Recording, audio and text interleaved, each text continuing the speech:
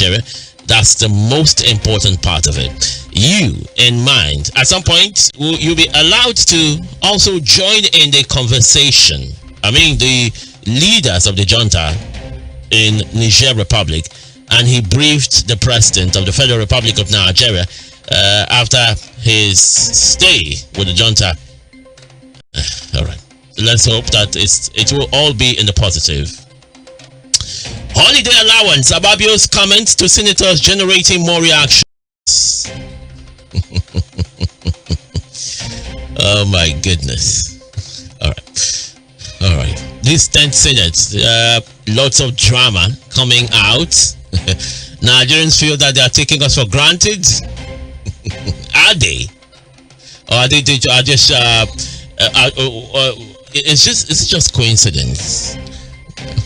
Okay. All right. Ministerial nomination, Tinubu not fair to the Southeast.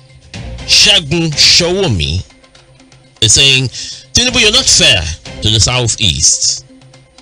And he recounted how many of these regions have different numbers of ministerial nominations and how the Southeast are not properly compensated or properly looked into. So it's a long walk from here, but we'll do our best to see how we can press it down to an hour or a little higher than 1 hour. In the studios already seated is Dr. Gift Wallo, a senior lecturer at the University of Port Harcourt.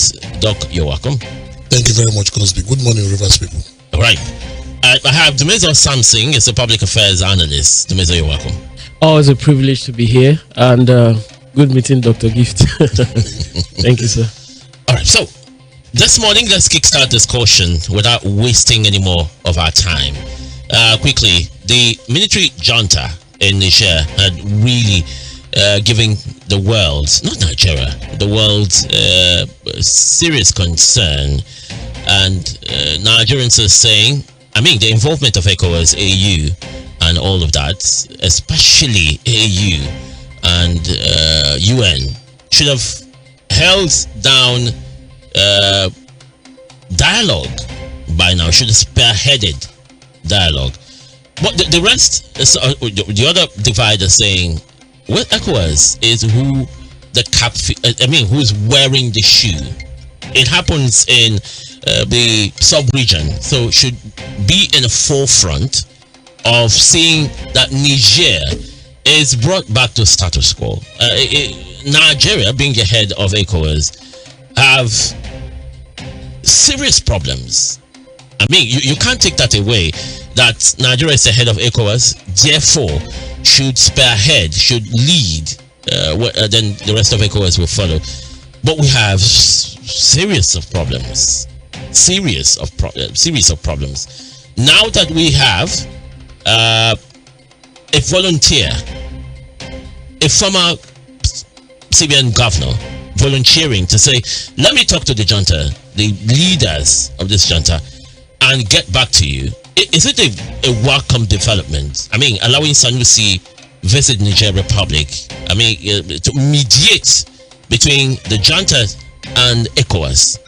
Thank you very much, Bill. First, I think that as much as this is a sub-African challenge, I do not think it is limited to Nigerian rather, or the ECOWAS, because what we face is an African problem, and you could see that if we do not nip this in the bud, it is going to move. It could just be Nigeria tomorrow.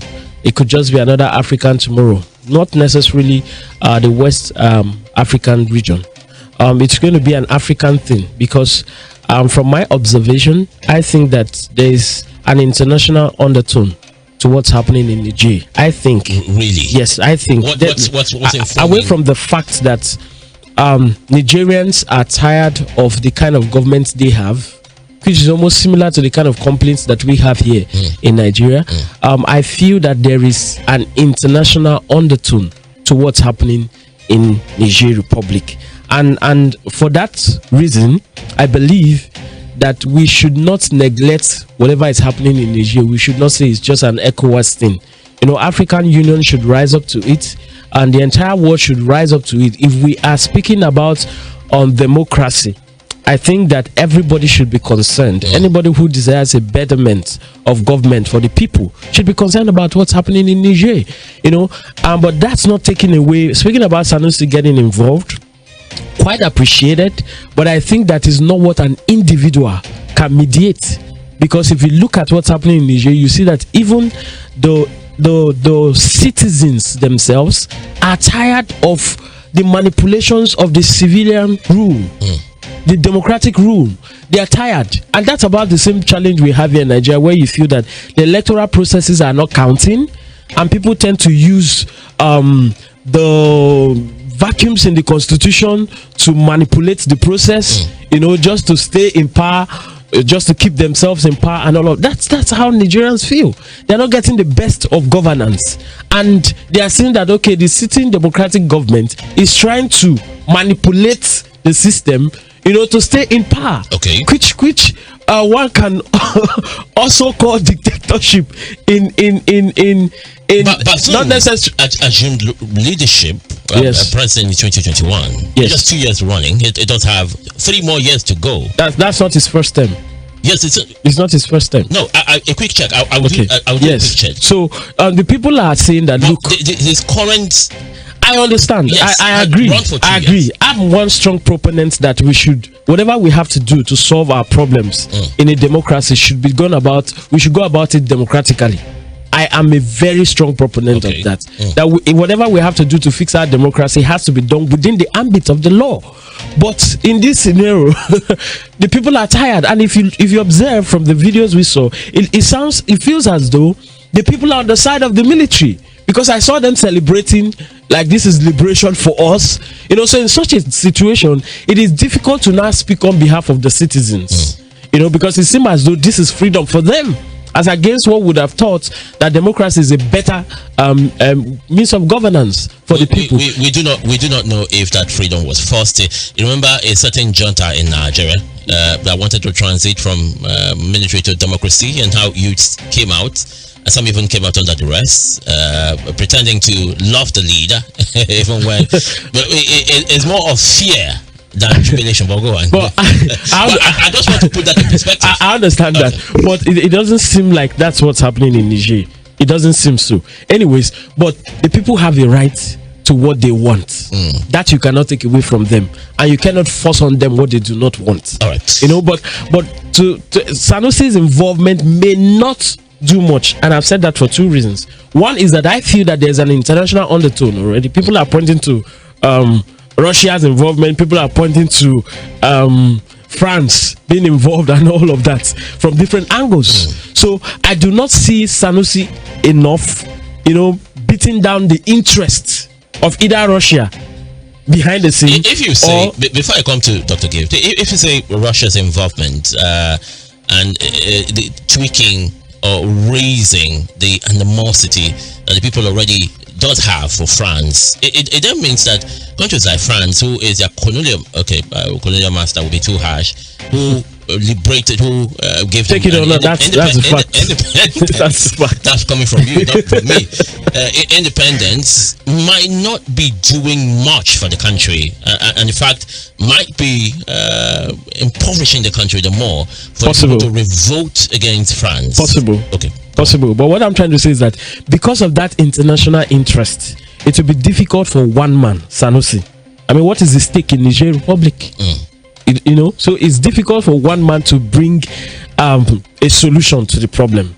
And I think that Africa should be involved generally. Is this beyond ECOWAS? Africa should be involved, should be concerned, because if this happens successfully in Niger, I mean, it will be like a pandemic. It will incite some persons in Nigeria that we can do it. And there were speculations already that the military wanted to take over Nigeria. So I think we should all be concerned. I spoke with one foreign journalist. He's a Nigerian, but he even worked with me. I trained him at Treasure FM, Radio Nigeria. He now works with CNN. He told me that what is happening in the West African sub-region can be likened to a cool pandemic. Actually, they are in the forefront of international politics. They hear stuff, and so we should expect more. I said, God forbid, let it not. It's what he's saying is not far from it. It is not far from it. Dr. Gift Wallow, you are more of an international analyst. I want to look at a situation where the whole of ECOWAS, the whole of AU went to Niger, and they rejected the junta. The leaders in Niger refused to see this delegation of AU, a delegation of ECOWAS, but they saw Mohamed Sanusi. Is there any reason to why this is? Is there some sort of empathy from the northern side of Nigeria? Well, let me start by saying that I like the point he made about the foreign influence in all of this. And it is important and instructive for our people to know that after colonialism and neo-colonialism that is still affecting us, the other thing that has really kept Africa down is military incursion in our politics.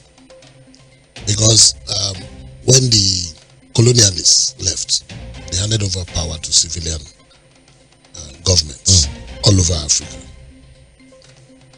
And within a short period, remember in the case of Nigeria, we got our independence in 1960. And by 1966, there was a coup. And then we had series of other coups who come get democratic government, and then we go back to military rule and all of that up until 1999, when we now have enjoyed like 24, 25 years of uninterrupted democracy, as they will call it. So that said, it means that as Africans, as Nigerians, as people in West Africa, coup and military rule is not fashionable. It's no longer. It's not what people in the civilized world do. I don't know if America has ever had a history of coup. In Britain, I don't know if we have heard about coup. But that's because they are light years ahead of us. Yeah, but in terms of practicing democracy, how can we catch up if we keep truncating our democracy? Okay. How can we even learn democracy and understand democracy to be able to run it properly and get the benefits if we keep truncating it? It's like if you're saving money in a bank account and every now and then you're going to take money from your savings. No, you're not going to build wealth. That's what's happening to Africa. So if people are thinking that perhaps there is a coup pandemic, and of course they have good reasons to so think. We saw it happen in Burkina Faso. We saw it happen in Mali. Now it has happened in I think it happened in Guinea or somewhere. Yeah, and then it has happened in Burkina Faso, in Niger. Yes. Yeah. So it can predict what could happen in the future. But like you said, God forbid, because if Africa has to go back to a time when, because of the manipulations of some foreign powers, our system of government that is based on the constitution, that is based on the will of the people, even though it is not running as perfectly as we wish, we truncate it and go back to start afresh, as far as I'm concerned, because eventually the military people will give way someday, and then they'll hand over to some civilians, and that will be starting afresh. Okay, and that should be rejected. In your sense of the words, do you think that democracy is the best form of government for Africa? Because if you look at countries that have monarchy, a whole lot of them, Canada, Morocco, I mean here in Africa, practicing, they have a very functional, Denmark, functional system. No, see, Britain is still a democratic country, in spite of the monarchy. Okay. Yeah, because that monarchy thing is ceremonial. The real government and the person who is the head of, the government. I'm not talking about head of state. Yes. The head of state is the monarch. But the head of the government in Britain is the prime minister. And he has, aside Britain, there are other functions of monarchy most working exceptionally in well. those places, they still have parliament. They still have somebody that is a prime minister. Regulating. Yeah, in Australia, in Canada, and where in Spain, they have a government that is democratic, that is based on representation of people as they are constituted.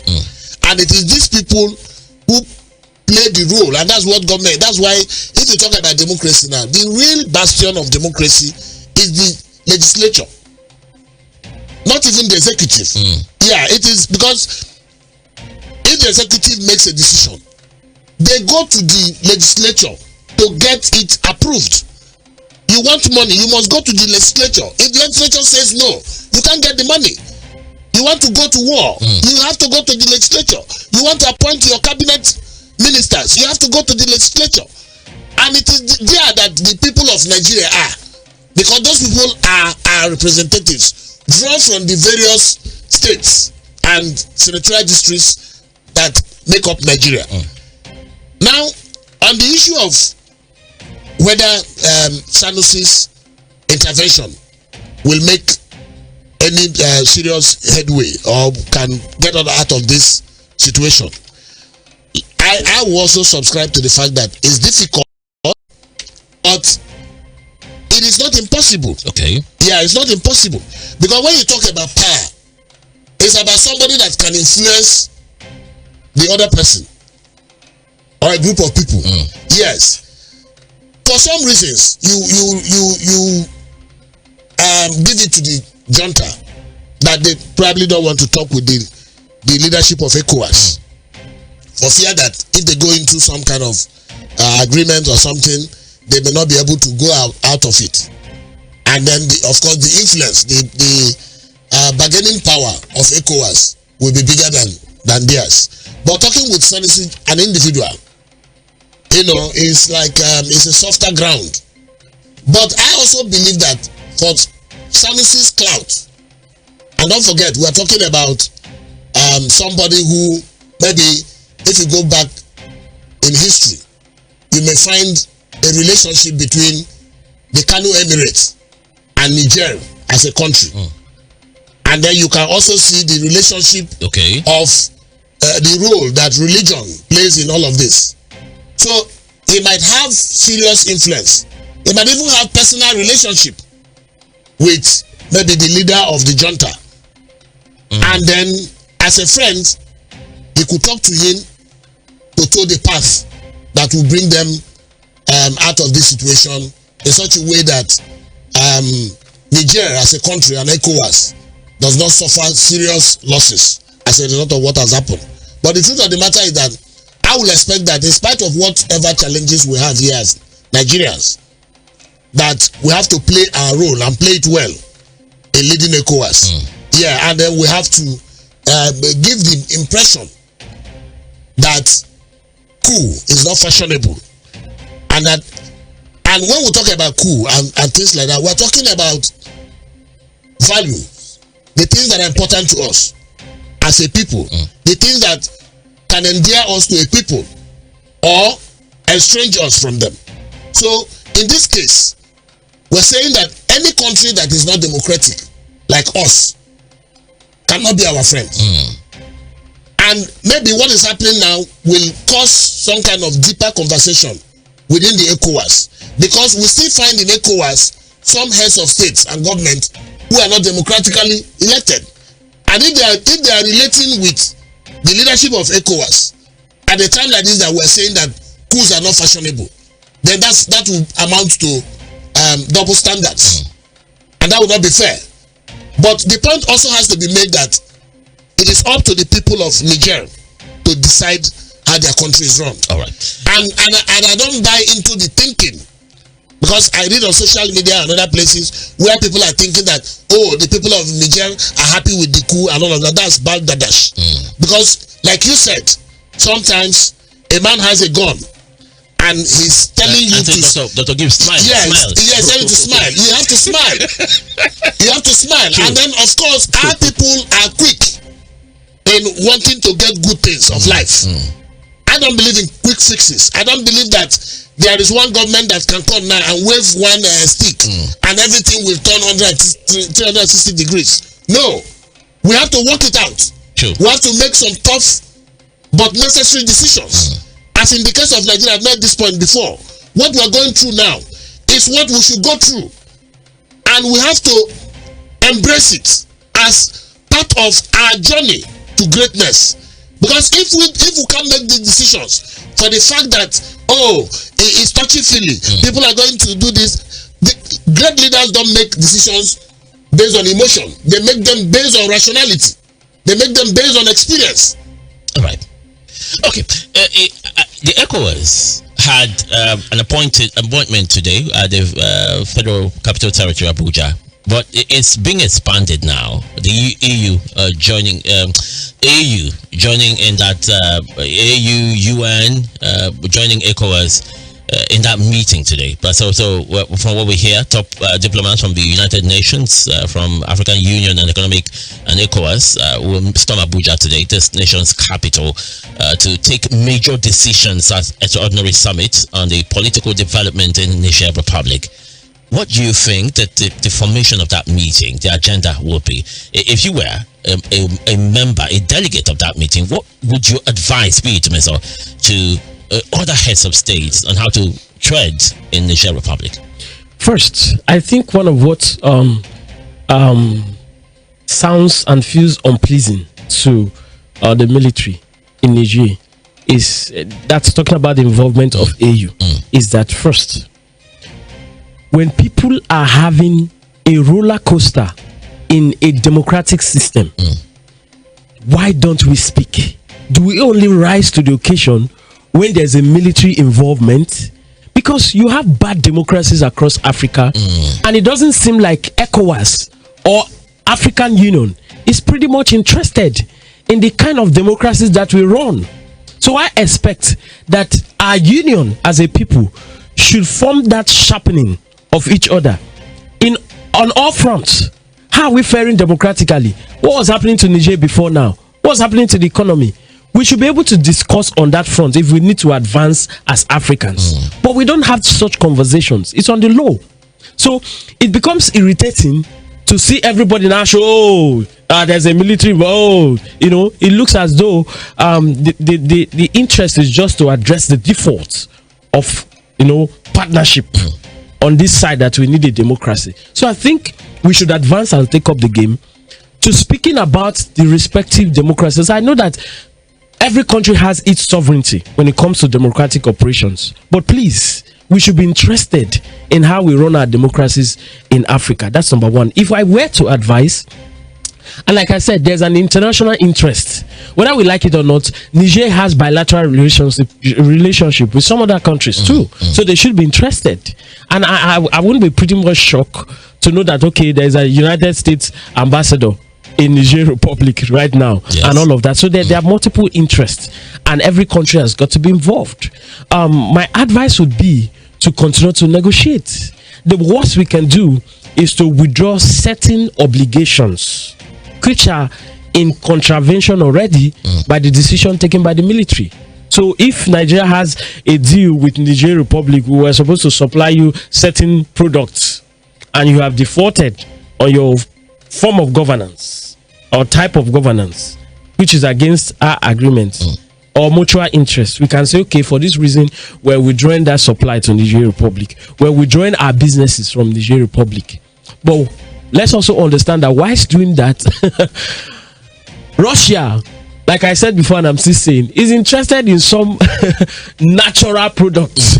Russia had not spoken out in support. They will not speak. We've seen that there have been meetings. The Wagner Group, which Russia originated, have some muted rumors here and there that they might be aiding the military junta, but it's nothing is official yet. The Wagner Group is guns for hire, mercenaries who you pay them and they come do the work and they leave. No major interest the interest might be coming from, economic interest might be coming from Russia in terms of Niger being one of the number 7 uranium-rich country, of course, in the world. So that's where everyone is thinking the interest is. I'm also thinking that the superpowers, that loggerheads between Russia, the United States, and China might play out here. Probably it is already. It's beginning to creep in, and so we must be very careful. Makes it very delicate, very delicate. So I'll continue to advise that we continue to engage. All right, we continue to engage. Yeah, Dr. Gift, if you look at the sort of engagement that the Meso is offering, it does have some pitfalls here and there. Let me tell you how. The fact that this is dragged this long might encourage Sierra Leone, Togo, Nigeria, the military, to say, if reprimand, if heavy sanctions, if there are no forceful military action to force reversal this long, it's been over, it's close to a month now, then and it seems like we're pampering the junta in Niger. Isn't this going to be a problem? Because everybody's talking about dialogue with them. If dialogue fails, what next? I don't see it more in terms of whether you are pampering people or whether you should be hard on them. The point has to be made first that that's a sovereign nation, and for the most part, you have to give it to them to decide how their country is run. But what is important is for people to understand the basis for that decision of how the country is run. You have to look at their history. You have to look at what they want to achieve as a country. I've had arguments about some attempts by Francophone countries trying to break out of the stranglehold of France. Okay. As what is fueling this. That's on the one side. Mali just did. Yes. And then you also have the issue of Russia and the BRICS bloc trying to make incursion into Africa. There are so many things. There is the move for an economic move by these countries to stop using dollar as their medium of trade. It's a factor in all of this. And then we also have the issue of the hunger that some people may have for power. So military man, you think you have the gun, you want to take over government and all of that. Now, what should be important is not if you go there with tanks and you push the junta away. That may not necessarily stop people from planning coup in the future, if they so desire. Yes. But what is important is that as Africans, whether you are in the military or a politician or whatever, we need to understand that we have responsibilities. So the military man knows what his responsibility is and is clearly defined. The civilian has a role to play. So your president, governor, whatever, you have to play your role and play it well. Play it in such a way that even if there are problems, you are able to explain it to the people to understand that maybe you have very good intention, but maybe the resources are not there, or there are some intervening factors that are not allowing you to achieve what they want. But because it's about the people, it's not about anybody per se. So now, if we say that democracy is the way to go, and something untoward has happened in Nigeria, has happened in Burkina Faso, in Mali, and all these other places. Yeah, what we should do is think of the implications of each of the options that are available to us. If you take the military option, what are the implications, both now and in the future? What will be what is your calculation about the level of involvement that Russia might want to make, the level of involvement that France might make, even America? You shouldn't rule out America. America is also interested, and then you talk about China and maybe India and any other country. The AU as a bloc is interested. The ECOWAS is interested. So, and like he said, if we now say want to take the diplomatic option, there are also implications. You know, like part of the fear that you have that people might think that, oh, this is a toothless bulldog, and so they may want to continue to do such things. But beyond the leaders, we also have to talk to the people, the ordinary people of these countries, to understand that it's about them. Because eventually, if there's a war, it's people that are going to die. If you have a military rule, I won't be, God keeping us alive. 5 years down the line, you will see people of Niger crying that they want democracy. We have seen this things happen before. You know, so for me, what is important is for people to understand that, look, like I think it was in Julius Caesar that Brutus said that it's not in our stars, it's in us.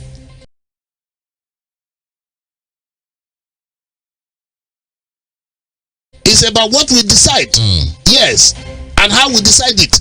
I can tell you that part of the problem we're having with democracy in Africa is that we have not taken time to understand how democracy works.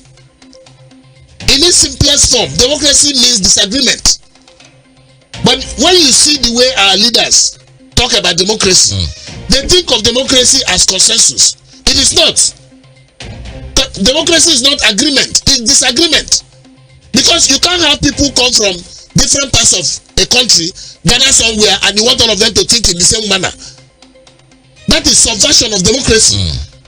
But again, democracy means that disagreement will not allow for decisions to be made easily. So if people don't understand and you get into a place, you want decisions made very quickly, you want consensus, and then you are seeing disagreement. And because you don't understand, the way you will approach the matter and the result that you will get will be different. But people who understand, that is why, like what we call loyalty here in this part in our democracy. Oh, he's loyal. He's loyal means that he's foolish. He's not thinking. Because if you are thinking, you cannot be that loyal. Because what is loyalty? When things are not going right, somebody is not doing the right thing, and you are saying that if you know better, if you know that he's not doing well, and that's the point. They know. They can't say they don't know. If you have potholes, everybody sees it. True. Yes. If the prices of foodstuff has gone up, everybody feels it, including the man in government house. We all know. If there's insecurity, we know. Why do they go around with policemen? If there was security. So we know that things are not working. Now it is for people to stand up, and especially people who have that responsibility, people who are paid to stand up. Don't forget that it's democracy, but all of us are not in the parliament. Those people who are in the parliament are the representatives of those who are not, and they have a responsibility to stand up and speak. But when they fail to speak, sometimes the matter now comes back to the public. You see people talk on radio, you see people talk on the streets and all of that. That is not the kind of conversation that can take us anywhere. We want to see in our National Assembly, we want to see in our state assemblies, where people are standing up and making arguments towards putting and backing the system on the path to greatness. That's what can bring us out of this situation. But unfortunately, a lot of people don't understand it. So you get into maybe say the National Assembly, and you are thinking that you are somebody's boy. You are not a representative of the people. You are one of God's boy. Your loyalty is to one individual, or maybe at best your political party.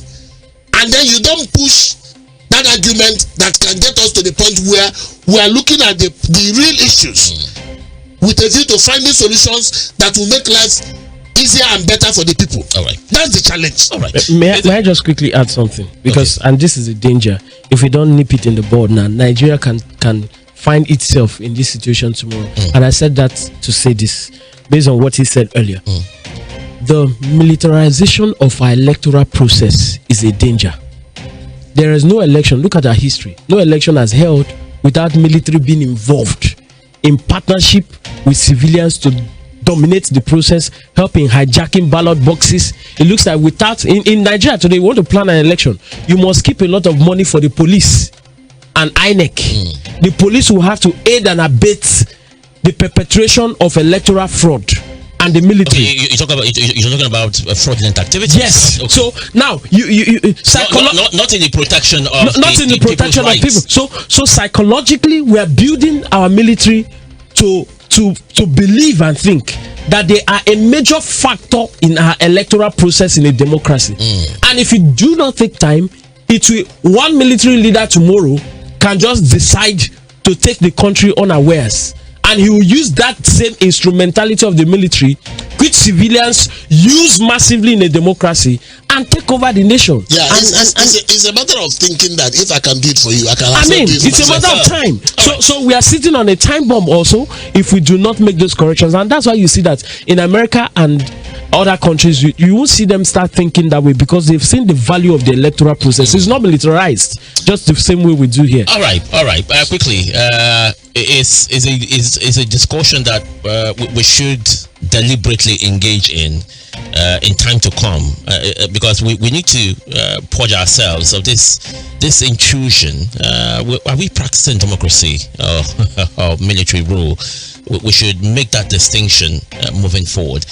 On to the next topic: ministerial appointments. Tinubu not fair to the Igbos. A chieftain of the People's Democratic Party, Segun Showumi, slammed President Bola Tinubu over the manner in which he is constituting his cabinet, claiming it's not being fair to the southeast. Remember, Showumi says, I'm a Yoruba man, but I must tell you that I'm quoting him verbatim. I'm a Yoruba man. Ironically, I know Ashwaju for years, so there must be some kind of soft spot there, but I have tried very hard to wait until 100 days. Why? Because there's a tradition and culture of let them have 100 days to settle down. But unfortunately for this administration, they have done quite a lot of things that could be considered as serious missteps, and they have done it in such a brazen and hurried manner that people are now forced to say, no, this is not happening. The Southeast clamored for Senate presidency, clamored so much, and that would have given them some foreclosure about discrimination, marginalization. They never got it. They got deputy speaker of the House. From Senate president to deputy speaker, push it aside. Now that the ministerial appointments here, if you check our constitution, 1999 as amended, section 147, subsection 3, it says that every state should have at least one ministerial nominee, not ministerial nominee, a minister, at least one. That should form the cabinet of any regime or any administration. And then, if you take a closer look at what had formed the list of Tinubu's ministerial nominations, you find out that the Northwest zone got 10 appointments. The Southwest, where Tinubu is from, got 9. Southside got 8. The Southeast is the least. They got 5. 5 states. They just limited it to 5 states. Isn't this going to push further that narrative of we're being pressed down, we're marginalized, they don't want us to breathe? First of all, it's not the Southeast birthright rather to always produce the Senate president. If you look back at our history, they produced quite a number. They produced deputy Senate president. The other parts of the country. So that advocacy for Senate presidency, I do not buy into it. They've gotten their fair share. If we're being fair, yes, the Southwest got the presidency. It has always been not a written constitution. I'm coming. Yes. Maybe not a written constitution, but it has always followed a pattern. When the presidency, when Goodluck Jonathan was the president, all right, who was the Senate president? The political dynamics has changed, and we must understand that. For the fact that we've had a certain pattern over the years does not mean that we must stick by it. The most important thing is that equitable share of power amongst the various regions of this country. And if you look at the current power sharing deal, the Southeast is represented, and they have a deputy Senate president. We're talking about perception. No. That's why we need to change that perception. We must not continue to do something in a certain way. What is permissible is that you have a fair power sharing deal amongst the various regions of this country. And you can say that in the hierarchy of power today, you have the Southeast represented through the deputy Senate president. Some other regions occupy that position the deputy speaker rather. Some other regions of this country occupy that position when they were producing the Senate president of this country. When they had the deputy Senate president, we've had Senator Adolphus Wabara, we've had Senator Ken Namani. So when they were enjoying the Senate presidency, some other people were enjoying the deputy House of Reps speaker and position. So it must not be the Southeast thing all the time in the Senate leadership. So I think there's a fair power sharing deal across the country on that note. And we must also understand that the federal character thing, culminates or boils down to several other appointments, below the ladder. So if you look at the House committees, they are shared. They have a fair share. If you look at other boards that are going to be coming up, you're going to see Southeasterners appointed into those boards. So they must not produce the Senate president. That's number one. Number two, talking about the ministerial appointment, what Constitution permits is that every state must have a minister. Yes. And if you look at the 5 Southeastern states, they have ministers from each of those states already. We've said that already. Yes. So it's established. So far the Constitution is concerned, fairness has been meted to the Southeast when it comes to the ministerial appointment. One other thing you must look at is that in politics, there's a tendency to give more to the people who gave more votes. And you must understand that. It is not constitutional. If you remember during the Muhammad Buhari's era, yes, the Southeast gave the least of votes, yet they got a fair share of the ministerial nomination. How many? They got more than 7, about 7. It is the prerogative of the president to appoint. I want you to they got 6, they got 7 at some point. So and the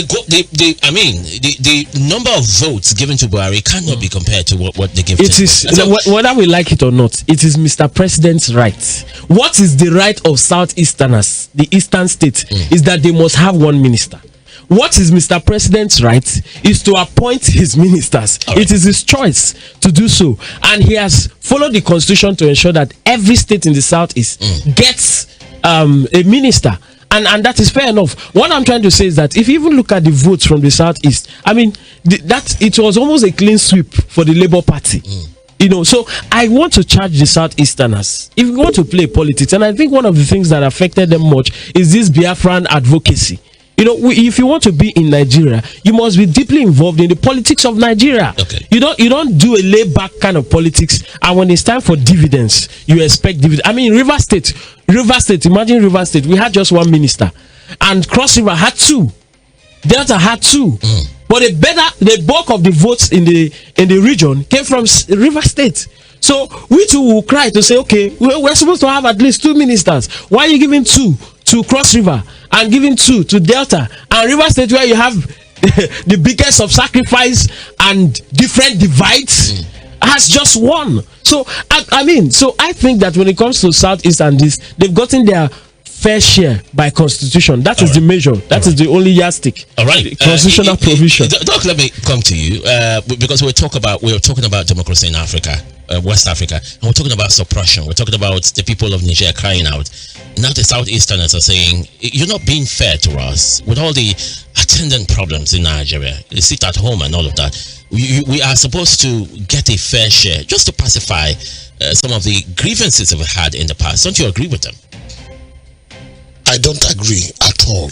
Okay. Yeah, why? To start with, I don't also believe that when people make these arguments, they are making them for their regions.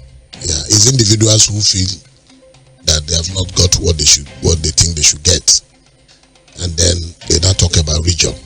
Yeah, there's nobody that the people of Southeast or South or North Central or Southwest sat down and nominated.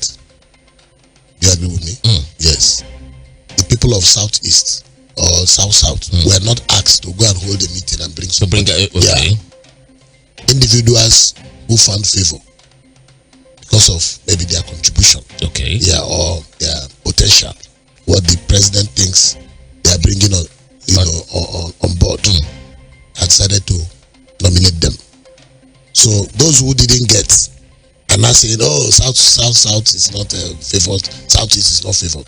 I don't buy into that kind of argument. That's one. Number two is that, just like he said, we're talking about getting things right here. A man has a vision. He joins a political party. He pushes, goes for campaign and everything. Tries to share that vision with you. You reject the vision. You don't share his vision. So you didn't vote for him. Now he wants to form government that will help you realize that vision. He should bring people who don't share that vision to work with him. But that will be presidenting or administrating on sentiment. No, I'm asking you. I'm also saying yes. That no, you won't. The moment we remove this sentimental attachment, nobody does that. Nobody will do that with you. If you don't share in my vision, if you don't share in my dreams, I'm not going to bring you on board. It's like you. One of the things that interviewers do when they want to hire somebody for a job. They want to hire you to work in Wish FM. They want to know if you share in their values, if you share in their dreams. Are you somebody that is? Do you know anything about us? Yes. Why do you want to work for us? That's what I ask. Yes. Have you listened to us? Yes. Have you listened to? Are you a regular, visitor to our station and all of that? Those things are the things that will make you make up your mind about enlisting that person. Otherwise, you bring anybody here, maybe an enemy altogether, who can come and mess up what you're doing.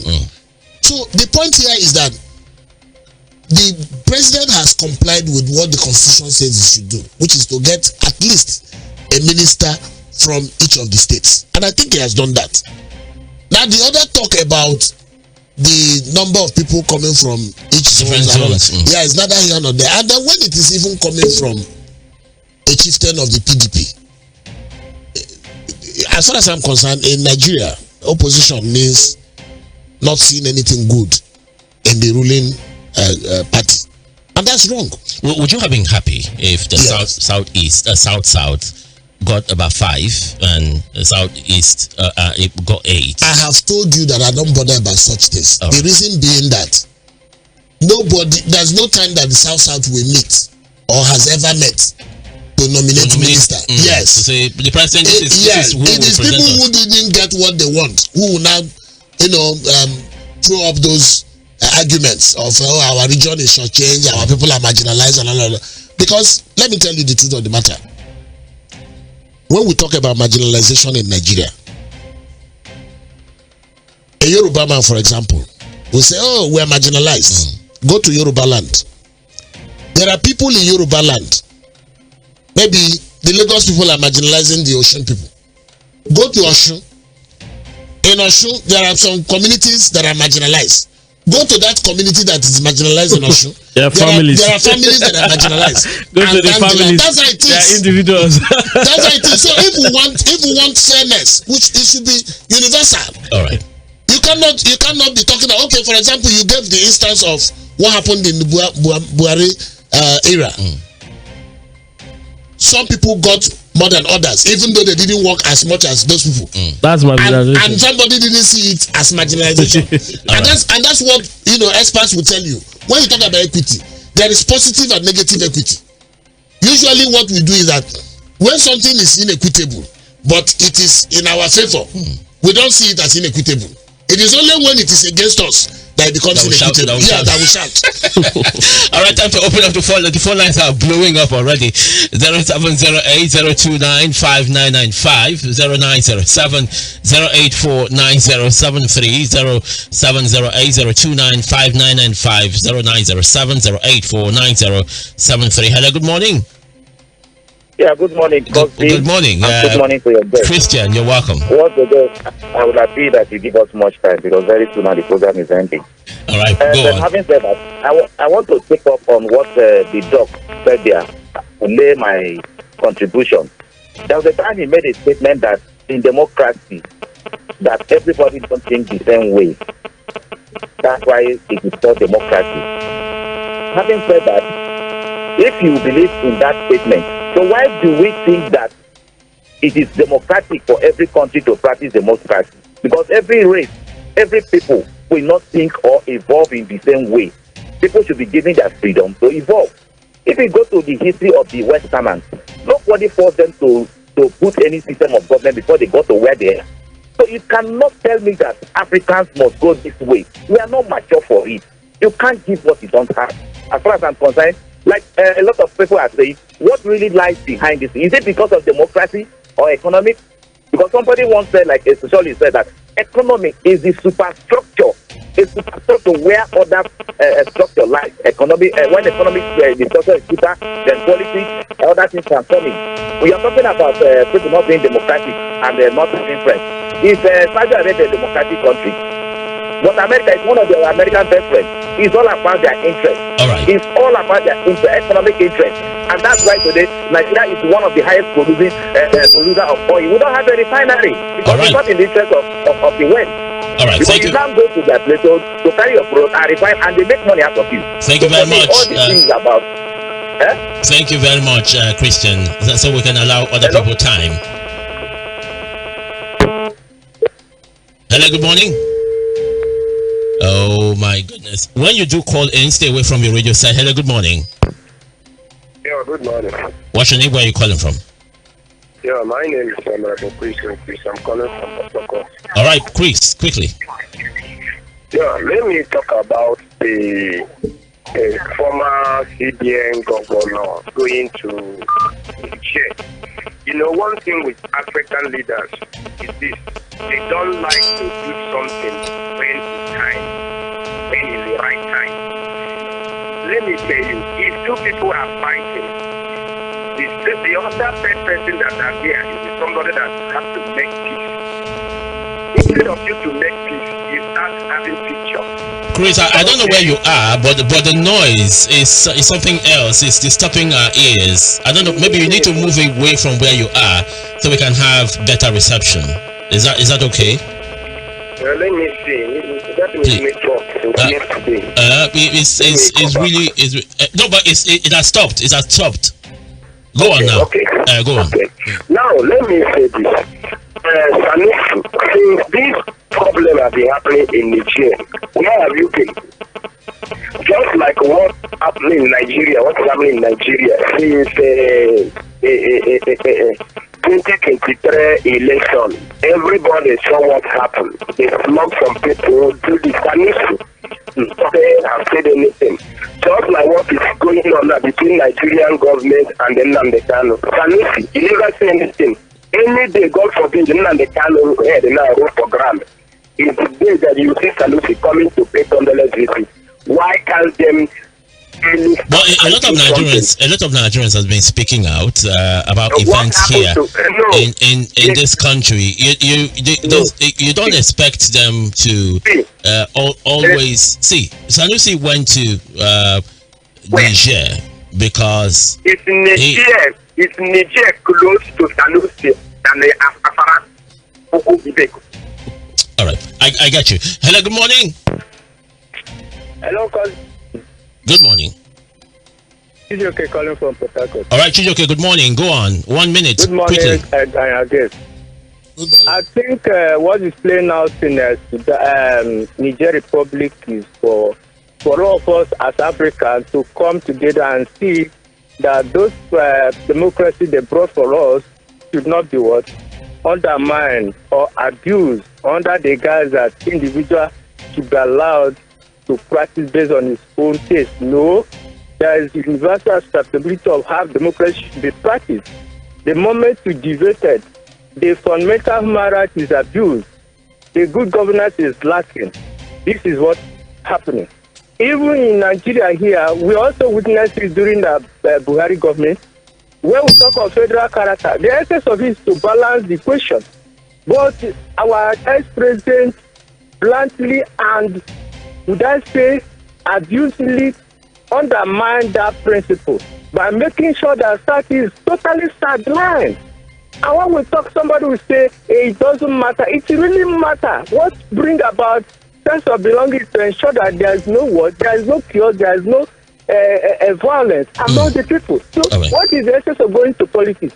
It is to better the lot of the people, not for selfish interest.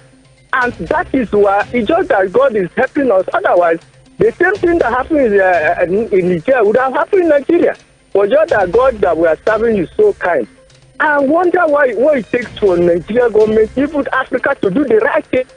I don't know. I don't really know, my brother. I don't really. All right. So Thank nobody you. to tell me that StarTimes is not marginalized. They right from the onset, right from the beginning, practically sideline. All right. Thank you very much, Chijoke. Hello. Good morning.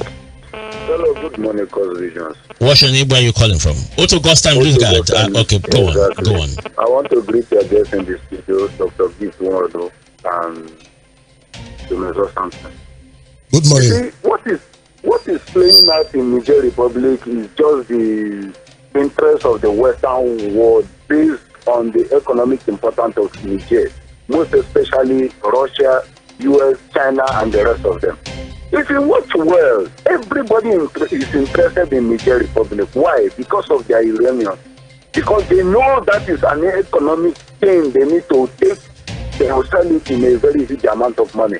I was listening to one of the guys I was talking to on phone. He told me that this uranium is being bought by $10,000 by French, and the Russians are offering them $70,000. Now let's look at it critically. For economic sabotage, the French are sabotaging the economy. For the economic growth, the Russians are coming to make the economy grow. I think Nigerian government and the ECOWAS should look critically into this issue before invading or before thinking of invading. And secondly, they start these people talking about being marginalized. How are they marginalized? Do you go for what you don't practice? You don't eat dog meat, but you want to drink a pepper soup. These things are not being done. You are not satisfied with the government of the day. You don't support the man at the helm of affairs, but you are agitating for something important in the government. It doesn't work that way. What about if you come and be able, and at the end of the day, you sabotage the government of the day? The Southeast should get integrated into the government of the day before seeking for an important position. All right. Before coming out to say that they are being kept on the side, on the roadside. They are not. All right. Thank you very much, Otto Gostam Lutard. Hello, good morning. We'll take this one other call and then we'll end the call this morning. Hello, good morning. What's your name? Where are you calling from? Good morning.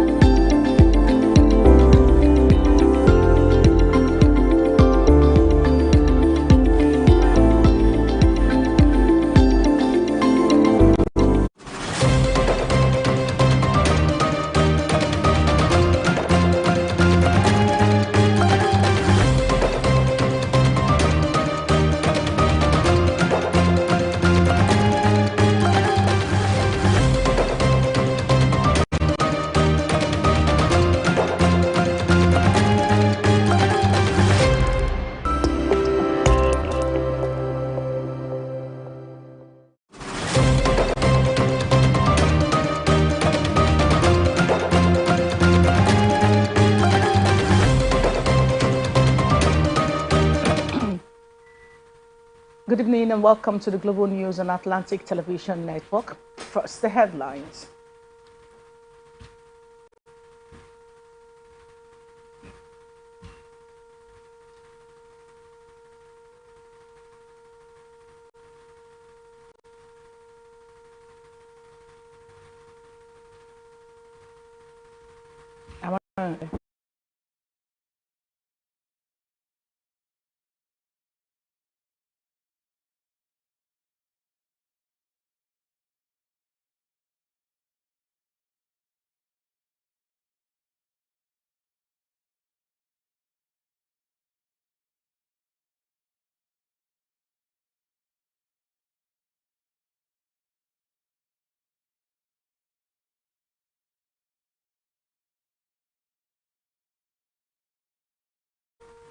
River State Chief Judge frees 22 inmates.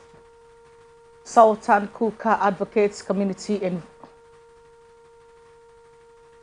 God begins prosecution of pastor over illegal rifle. Shatima endorses federal government IITA partnership program. Tinubu urges diplomatic dialogue to resolve Niger impasse. Vika cautions 45-year-old men who are yet to settle down. Liverpool plans to hijack bid for Chelsea target.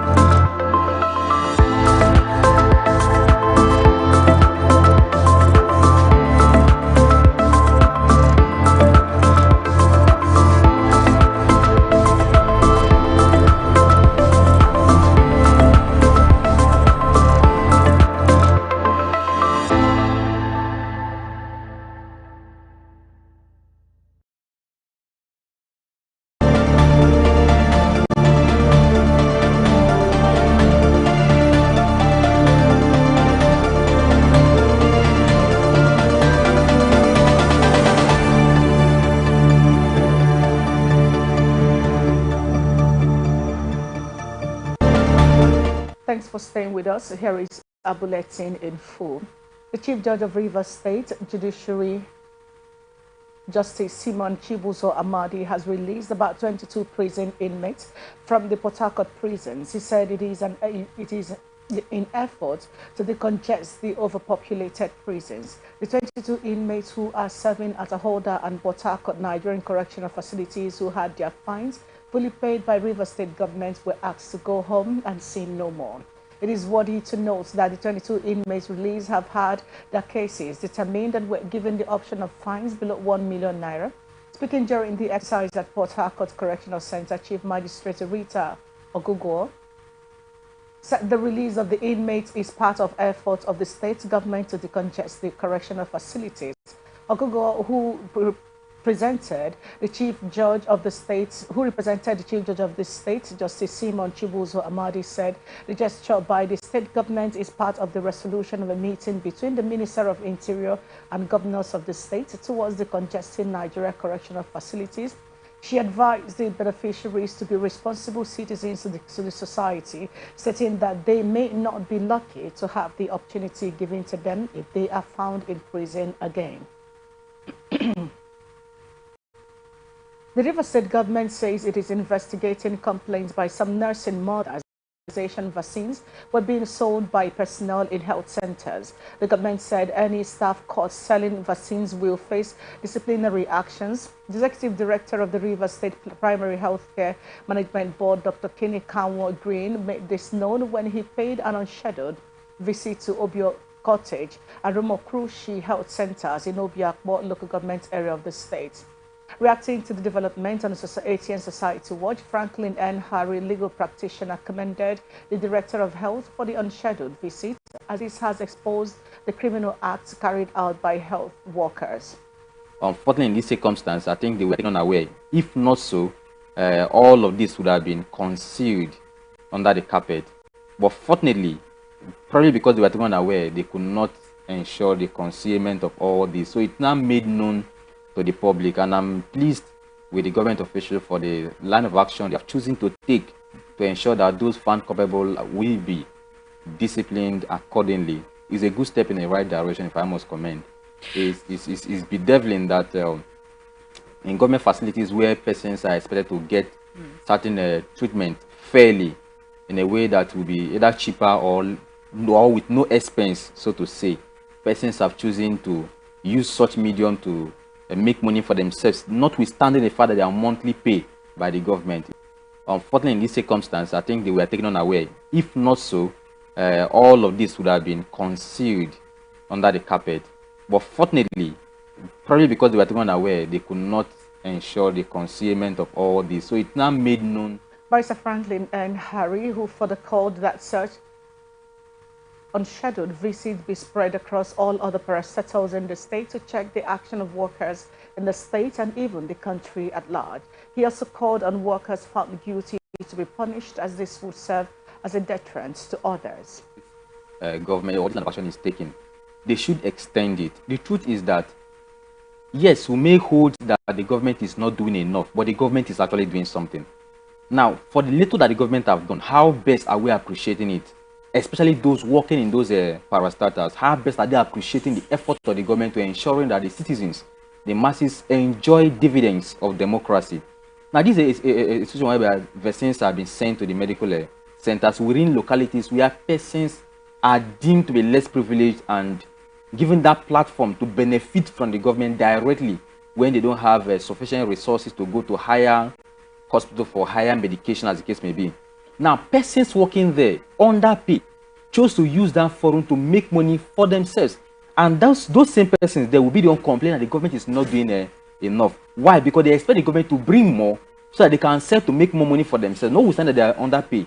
That's the problem. And it happens in every ministerial parastatals in the state, even in the country at large. And that is why sometimes when people cry, we keep also wondering whether they have utilized the little that has been given to them, so to say. So everybody keeps crying. Those in the government keep crying that the government is not doing enough. But we are not expecting the government to do everything or to do enough in their own terms. But the little that has been done, how effective have we put them to use?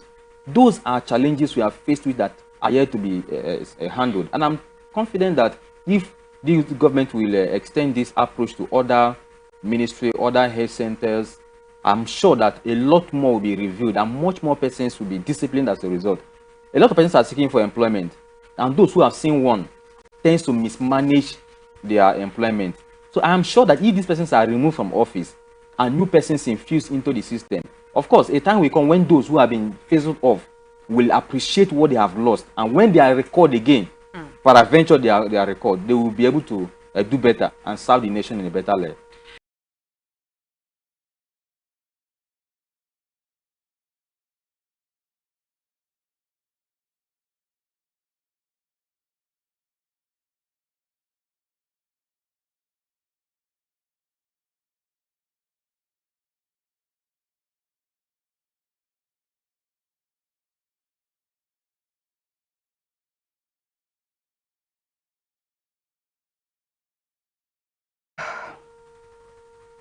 The Niger Delta Development Commission says a total of 1,587 projects valued at 612.4 billion naira under the Niger Delta Development Commission have been terminated and abandoned in the Niger Delta region. Data from the report specifically showed that 1,262 projects in the region valued at 407.75 billion naira had been terminated, while 325 projects with a combined worth of 204.64 billion naira had been stalled. He explained that the Niger Delta Development Commission policy dialogue was part of a deliberate effort by the Commission to deepen relationships with development partners and the private sector to close gaps in sustainable development in the region. Permanent Secretary, Federal Ministry of Niger Delta Affairs, Shuaibu Belgo, said the dialogue was one of the many strategies designed by the ministry and the NDDC to fast-track the development of the Niger Delta region through extra budgetary provisions aimed at meeting socio-economic needs in the region. Joint Transporters Forum of Anambra State, comprising commercial bus drivers, including tricycle and shuttle buses, has petitioned the Anambra State House of Assembly over alleged extortion, revenue diversion, harassment, and other sharp practices involving the Anambra State Inland Revenue Services, Anambra State's Joint Task Force on Revenue Collection. The group, in their petition signed by the President Moses Ohanebo and the Assistant Secretary Innocent Obaga, addressed to the Speaker Anambra State House of Assembly, claimed that some government officials have reformed the state's task force, which was recently disbanded by Governor Chukwuma Soludo, and are using it to extort and divert government revenues as against the purposes behind their previous formations. The group therefore called on the State House of Assembly to quickly intervene in the matter to avoid possible breakdown of law and order. The group added that contacts have been made to the director in charge of operations, Dr. Christian Madubuko, who said he was not part of the reconstitution. 2 persons escaped death in a lone car accident along the land bridge section of the Lagos-Ibadan Expressway. The unit's commander of the Ogun State Traffic Compliance and Enforcement Agency along the axis, Ojo Oloye, said that the vehicle was heading inward Lagos State when it had a tire burst and somersaulted, involving a Toyota Corolla. Emergency responders were contacted while the incident partially affected the flow of traffic. The accident is the second in 24 hours as truck also collided with a vehicle along the bridge, leaving 5 people injured. The Ogun State Governorship Election Petition Tribunal has fixed a September 4 for parties to adopt their final addresses. This followed the closure of cases by all parties involved in the petition filed by the candidate of the People's Democratic Party, Ladi Adebutu. This is coming after Adebutu had dragged Governor Abiodun before the three-man tribunal, alleging that the governor did not win the majority of votes cast during the March 18 governorship election. Adebutu, in his petition, said the Independent National Electoral Commission did not comply with the provisions of the Electoral Act while calling 94 witnesses and tendering thousands of documents as evidence at the tribunal. Among the witnesses who testified in support of the APC are Yemi Adelani, the APC State Coalition Agent, Ifetayo Coalition Agent for Ikene LGA, and Suleiman Ayobami, who was Sagamu LGA agents. The witnesses were led in evidence by the APC Counsel Tayo Oyetibo and cross-examined by Wale Olanikweko, representing Abiodun Godi Uche San, standing in for the petitioners, and Olumide Ogidan, who represented INEC. As a result, the Justice Hamidu Kunaza-led panel adjourned proceedings till Monday, September 4th, 2023, for the parties to adopt their final written addresses. The governorship candidates of the People's Democratic Party in Kogi State, Senator Dino Melaye, is canvassing support from votes in the state to get victory in the upcoming November 11 election in the state. Melaye urged voters in the state not to be intimidated by the threat of the All Progressive Congress, adding that nothing will stop them from voting their right choice in the exercise. Melaye said the party will win because the state has never had it so bad in the history of the All Progressive Congress administration in the state. Melaye also charged the people of Kogi State not to be intimidated by the APC, including threats, violence, and humiliation by the APC to deter them from exercising their democratic rights. Our Youth Forum has alleged that those against the progress of the North are those behind the scene working against the successful ministerial screening of immediate past Kaduna State Governor Malam Nasir El-Rufai. The Arawa Youth Forum expressed this in a statement signed by its president Ahmed Mohamed Zagi in Kaduna State. According to the statement, the group wondered why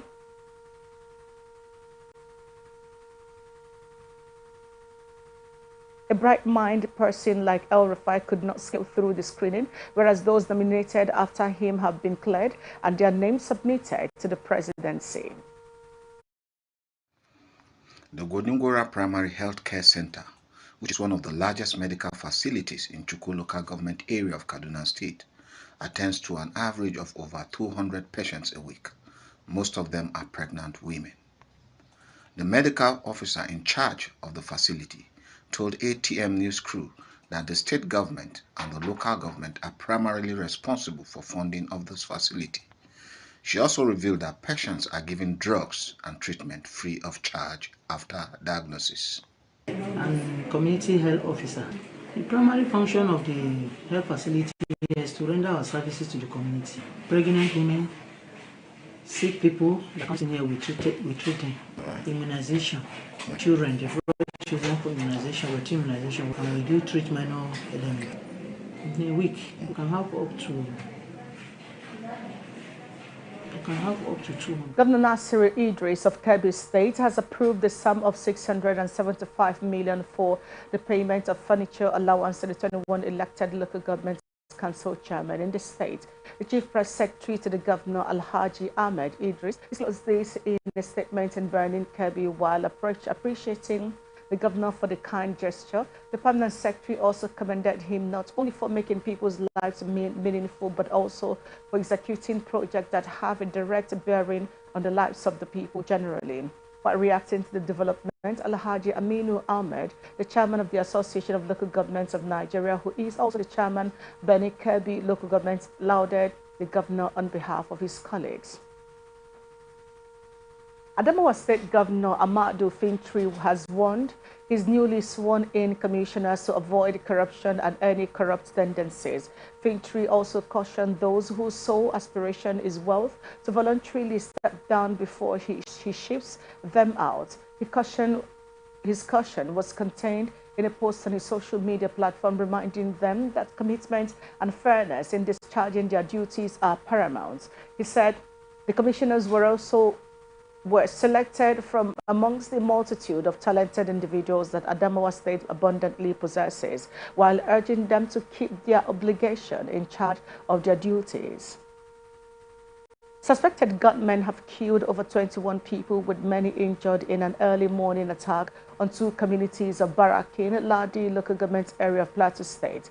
Eyewitness said the gunmen attacked the Batain community of Haipang and Barakin Ladi in large numbers, shooting sporadically, which led to the death of 17 people, mostly women and children. The gunmen also moved en masse to the nearby Rayogot village, unleashed terror on the inhabitants and killed another four, while the Batian community, a young family of one Dong Mak, his wife and children were among those killed in the attack. Dailop, who said the attack beat down the imagination of the people, stated that there were early reports before the attack of a large movement of gunmen from Mahanga, Wafa, and Fasa, adding that the movement had been reported to the security agencies. Also, a member of the State House of Assembly representing Barakin Ladi State Constituency, Honorable Philip Jue, said the attack on the two communities was a rude shock to the stakeholders in the local government, adding that there was a security report of a planned attack on the people 2 days before the marauders struck. When contacted the media office of OPSH, Captain James Oya, who confirmed the incident, likened the unfortunate situation to a guerrilla attack, adding that attackers initially did not use guns but cutlass and other dangerous weapons to terrorize the residents. The Plateau State government has established a security and information center to provide the residents access to reports, security development in their location. Governor Caleb Mutfwang said that the center would bridge the communication between the general public and the government to enable to address its security challenges. A statement issued by his Director of Press and Public Affairs, Gyang Bere in Jos, said the state has been burdened with continuous attacks in some communities in Matgu local government area and other parts where more than 300 people had been killed.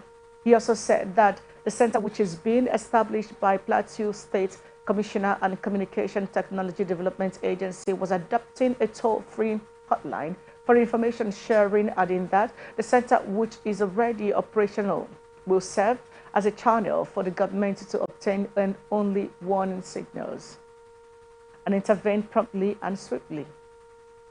Governor Caleb said it would enable gathering feedback on development matters within the state for appropriate action. Nigerian Association of Resident Doctors has endorsed the circular for one-for-one replacement of clinical staff and the payment of the 2023 medical residency training fund as minimum conditions to call off its indefinite strike, which commenced on July 26. The national president of NAD, Dr. Emeka Orji, disclosed this. He said, though the planned nationwide protest was suspended, the association was giving the federal government 72 hours to meet some of its urgent demands to call off the proposed strike, while the association said it would decide either to continue or call off the strike by Friday, August 12. The striking doctors had earlier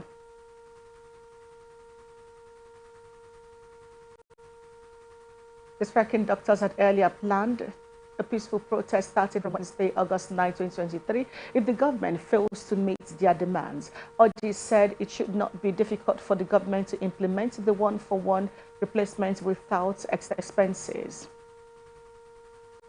The Federal High Court in Lagos has fixed August 15 to entertain applications regarding the custody of Godwin Emefiele, suspended governor of the Central Bank of Nigeria. Emefiele is facing trial on a 2-count charge bordering on illegal possession of firearms.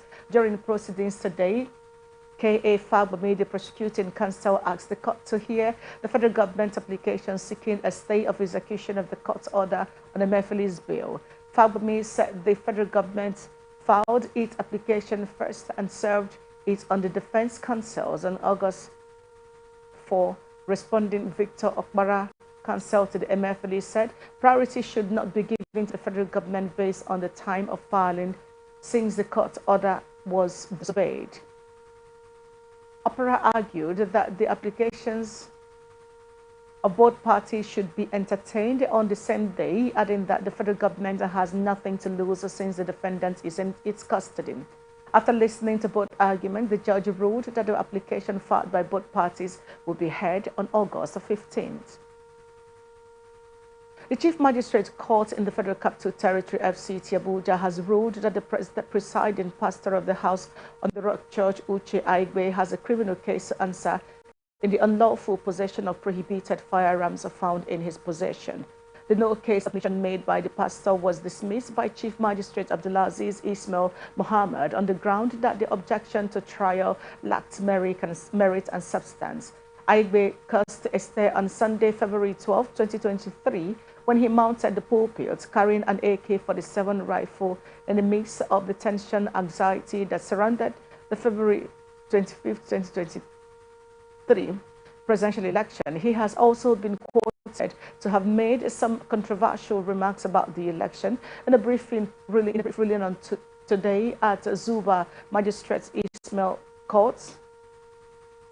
Magistrate Ismail held that from the totality of the evidence so far adduced, the defendant has been effectively linked with the charges preferred against him by police. The police had charged Uche Aigbe, Promise Ukachuku, and Olakunle Ogunleye with criminal conspiracy, illegal possession of prohibited firearms, inciting disturbance, and criminal intimidation, which they pleaded not guilty to, while the police alleged that the defendants, all of House on the Rock Church, Wuye, Abuja, conspired with each other to illegally and unlawfully possess an AK-47 rifle on February 24, 2023. The Prosecution Counsel Assistant Police Commissioner James Idachaba had informed the court that the defendants got the firearms from Inspector Musa Audu, attached to Wuye Division, posted on guard duty at the said church, adding that the defendants used the firearm to illustrate while preaching a sermon about faith in the church, alleging that the defendants made exciting and intimidating statements to the church or congregation that could cause alarm and breach of peace. National Emergency Management Agency says over 33,983 persons are affected by flood. NEMA Director Planning, Research and Forecasting Hajia Fatima Kasim, who stated this at the Emergency Coordination Forum meeting in Abuja, said it is usually caused by various factors which include improper building and infrastructure design and construction. She listed other factors to include poor drainage system, poor solid waste management, harmful land use practices such as deforestation and climate change, adding that in the last 7 months, some data had been collected by the agency on the figure of people affected so far by the flood disaster in the country. Director General NEMA will take a short break and we'll be right back.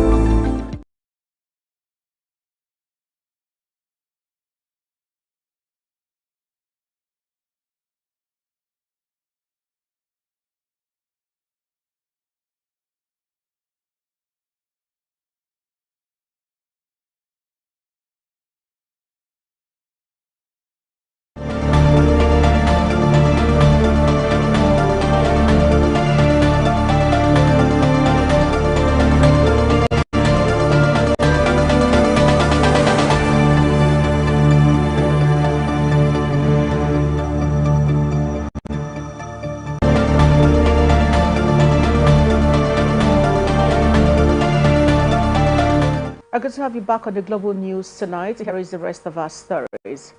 Nigerian army has denied that 25 soldiers resigned because of a poor welfare and corruption. Spokesperson Onyema Nwachukwu said the soldiers resigned voluntarily because retirement in the service is routine, adding that the Nigerian army is compelled to respond to insinuations in a publication attributing the resignation of 25 soldiers to allegations of corruption against the Nigerian army. Refuting the poor welfare allegation, Onyema said the army recently raised the ratio cash allowance and provided a conducive environment for its personnel to effectively carry out their constitutional duties, adding that the Nigerian army has continuously strived to provide a supportive and conducive work environment and conditions for its personnel. He also said the army had implemented a policy aimed at rotating troops on the front line. The House of Representatives has described the waiver by government ministries, departments and agencies, MDS, as a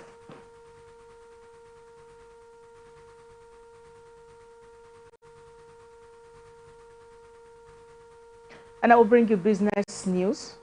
Vice President Senator Kashim Shettima has endorsed the existing partnership between the International Institute of Tropical Agriculture and federal government partnership towards ensuring food security in the country.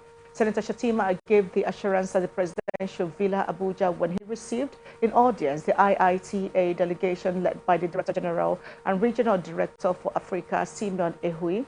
He also said the Tinubu administration will give all the necessary support and assistance to ensure food security and enhance agricultural practice that would produce enough food for the citizenry.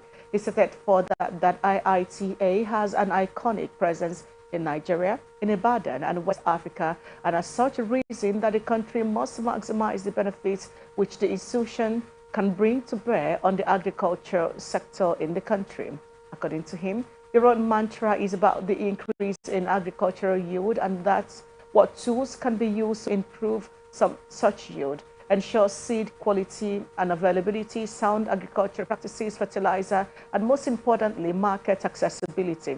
These are not the rocket science, these are real. And of course, if we can have very sound and environmentally friendly irrigation mechanism that will enhance our farm outputs, we can achieve our objectives. The Vice President Shettima lauded the institution for its reputation and international best practices, noting that the federal government can effortlessly do business with you. So I want to give you my candid assurance that my training, by my inclination as an agricultural economist and a banker by profession, we can definitely engage with you. Earlier, the Director General Simeon Ehui thanked the federal government for the support to IITA over the years, disclosing that it has expanded across many states in the country. He expressed the readiness of IITA to partner with Tinubu administration, adding that so much needs to be done in Nigeria.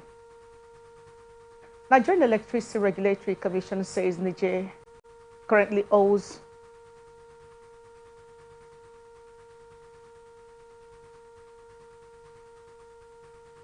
licensed customs agent is not particularly happy over the newly introduced platform by the Nigeria Customs Service for the clearance of vehicles with non-standard vehicles identification numbers.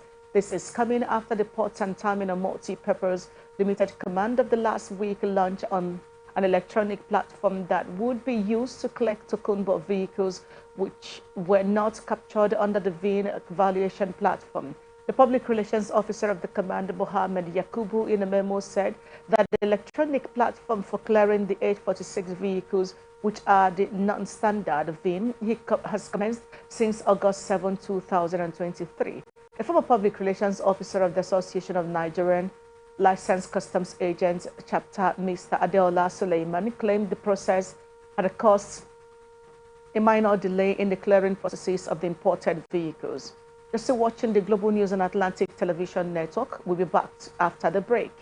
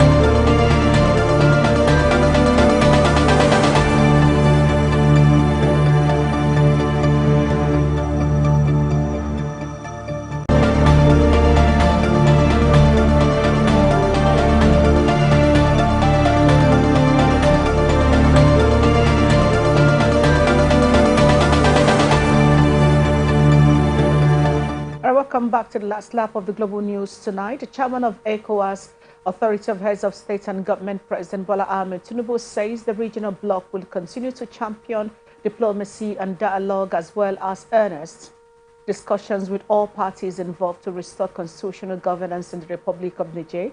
The ECOWAS Authority chairperson who spoke today in Abuja at the opening of the second extraordinary summit on the socio-political situation in the Republic of Niger.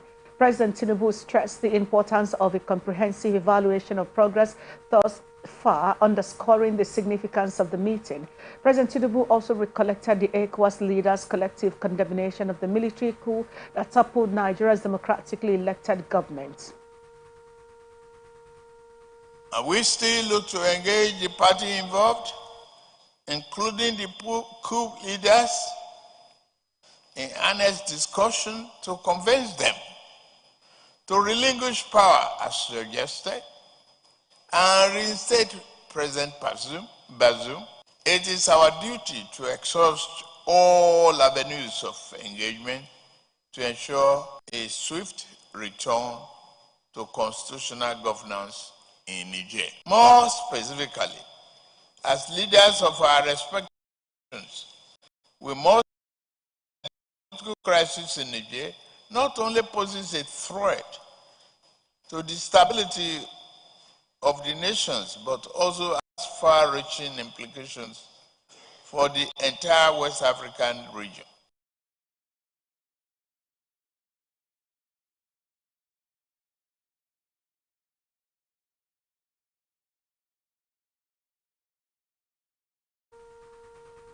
The ECOWAS chairperson also expressed confidence that the second ECOWAS Extraordinary Summit would be a defining moment in the journey towards a stronger, more resilient and integrated West Africa.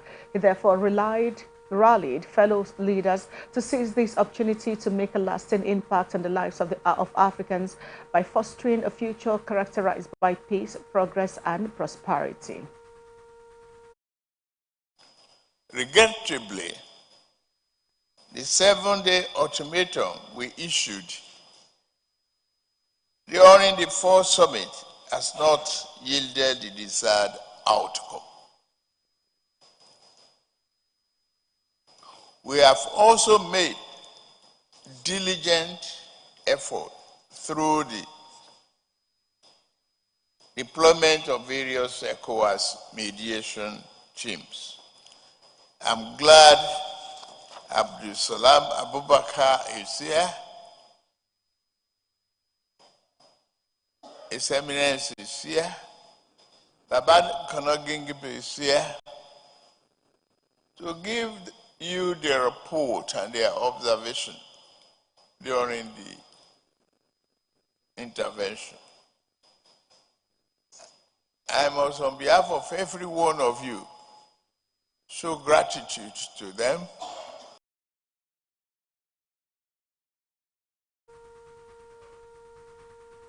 We're now being joined by a security expert, Bala Hussaini from Katsina State, to talk about the resolution that after the closed-door meeting amongst the ECOWAS heads of state today in Abuja with Nigeria's president. Good evening and welcome to ATN Global News, sir. Good evening, how are you?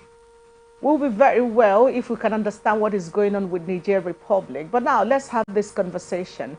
After the president's speech, the committee went into a closed-door engagement and then came up with a resolution. And one of the key factors that came out of that resolution was to engage, have a military standby force in order to restore democratic rule in Niger Republic.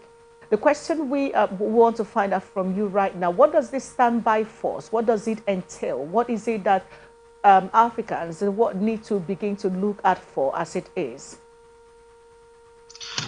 Well, thank you so much for having me today. The essence of standby force, which the ECOWAS monitoring group, known as ECOMOC, is all about, is that they will be at the alert level in case it's just a matter of signal.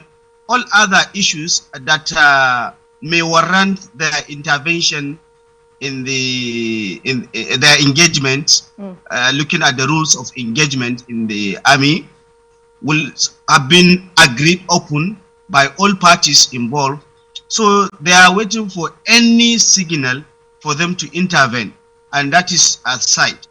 But it is also important when trying to look at the nitty-gritty and other unresolved or unforeseeable future that may likely to come out of the relationship.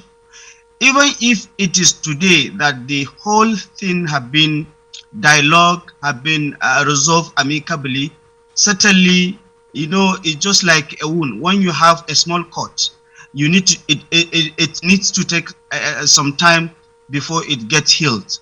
So that is what is happening. A small cut has been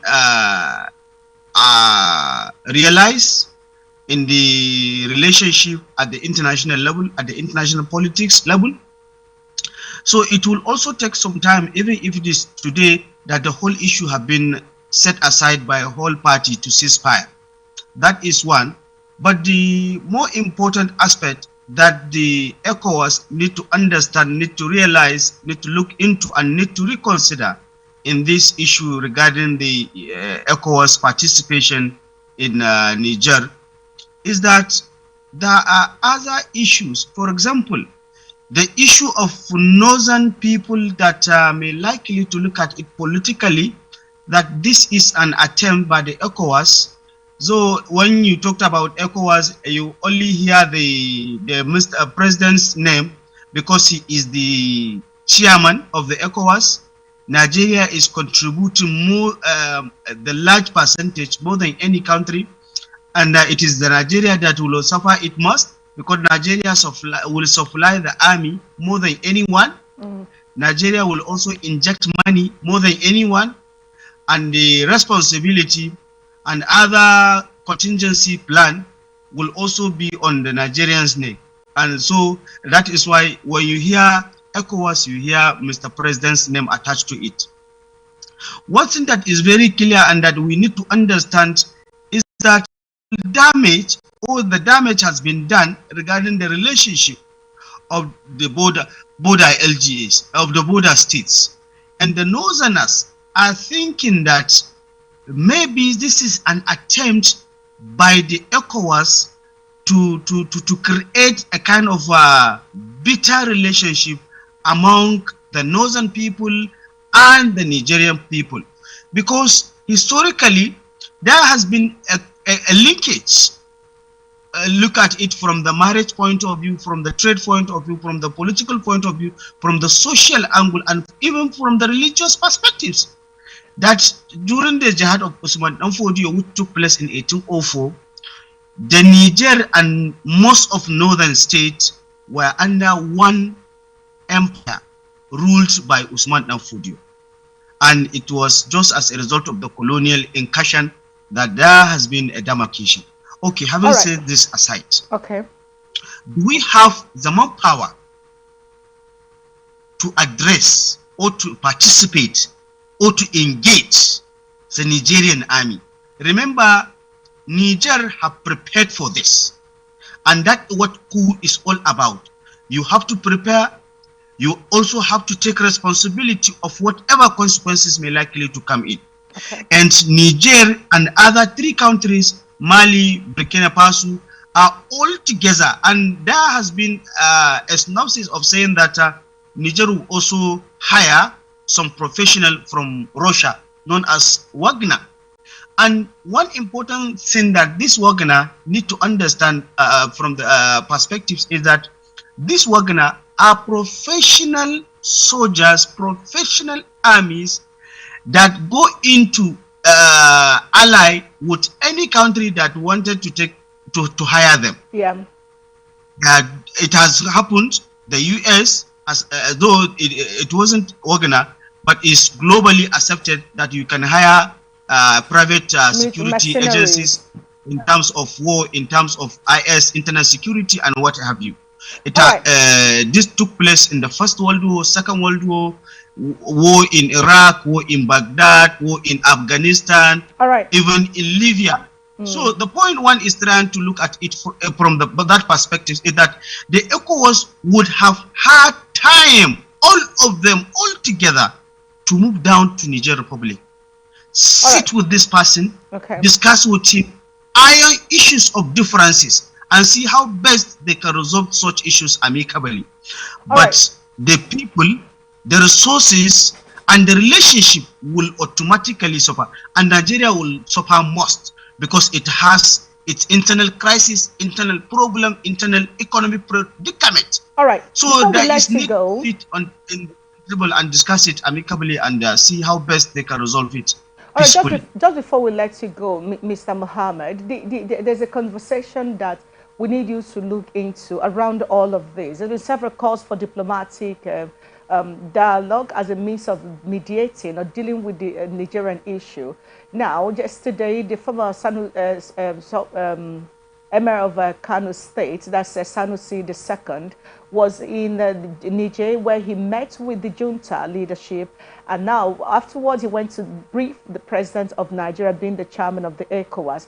Now, having come out of all of that, and with all the several calls, like I said, for diplomatic dialogue as a means to deal with this, you also look at in the angle that just early part of this year, sometime this year or late last year, the Nigerian army was seen in the media saying that it would need help to combat the insecurity in Nigeria itself.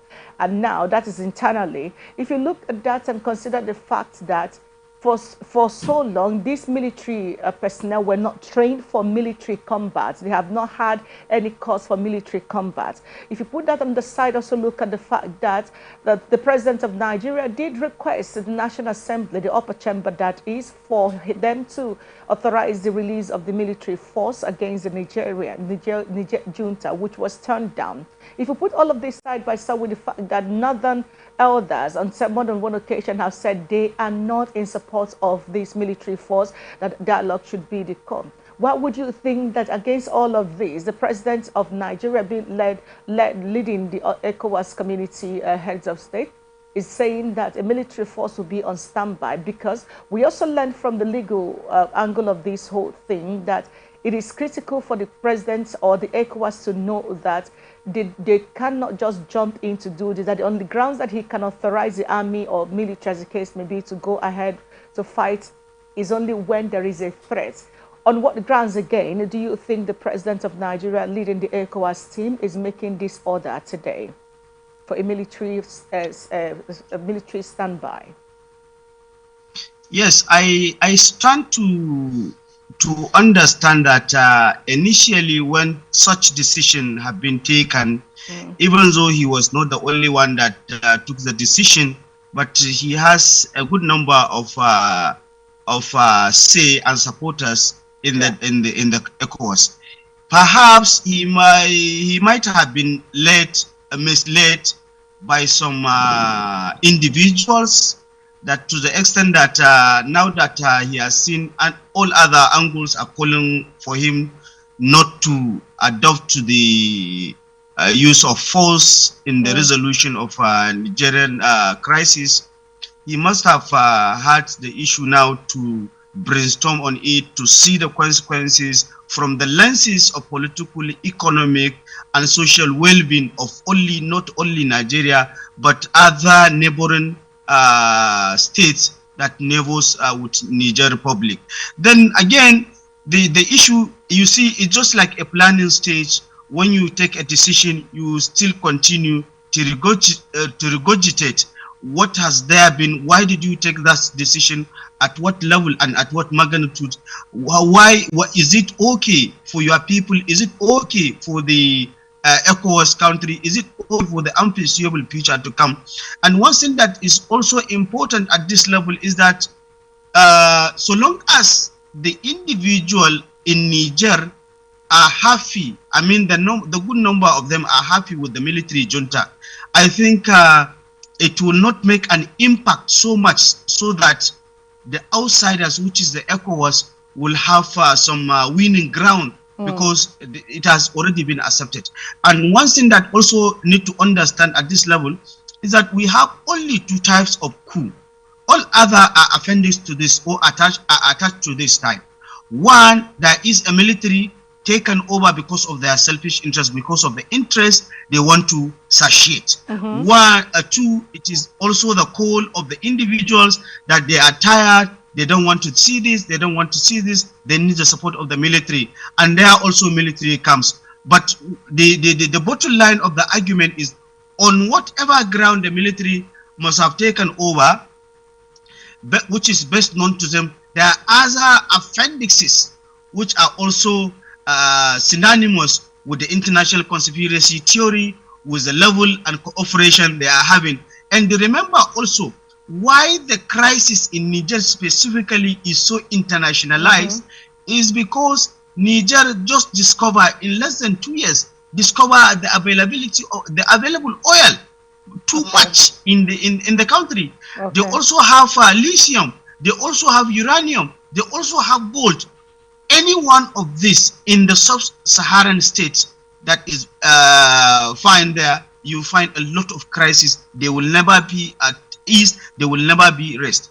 And this is another international politics that is taking also another international dimension, in the sense that in one block you have the Russia being supported by Niger, being supported by Russia, being supported by Mali, and possibly some other individual countries which at the cost of the engagement, the war engagement, they may likely to come in the rescue of Niger. That is the other side, which are more of socialist point of view. Then on the other side, you find America, you find Britain, you find France on the other side. And France at this level has two phases. One phase is which will be there are missionaries from the Francophonian indigenous. There are missionaries that are also going to support Niger government.